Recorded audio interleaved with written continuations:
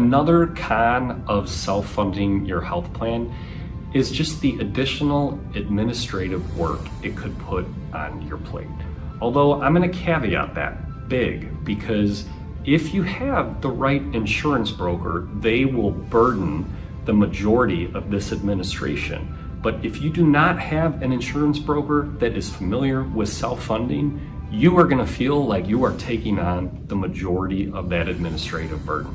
So just make sure you're partnering with somebody who is an expert in a self-funded health plan. A couple of examples of what that additional administration could look like. There's going to be more partners potentially in a self-funded health plan. If you're using a third-party administrator and a different pharmacy benefit manager and a different medical management vendor, you got all of these different parties that are involved right now. Somebody's got to pay all those different parties. Somebody has to coordinate that all together.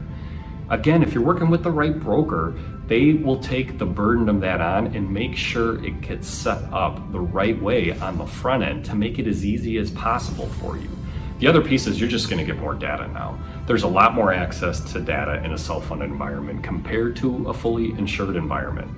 And a lot of that comes down to PHI or personal health information. And so there's things that you are going to want to do as an employer, like set up a privacy committee to make sure that you are protecting that health information of your employees. And again, your broker can help you get this set up, fill out the necessary forms and help get this set up the right way the first time around. The other piece of added administrative complexity, and one of the biggest ones that we've seen in recent years, is compliance. This has increased exponentially in the past few years with the passage of the Consolidated Appropriations Act, or the CAA.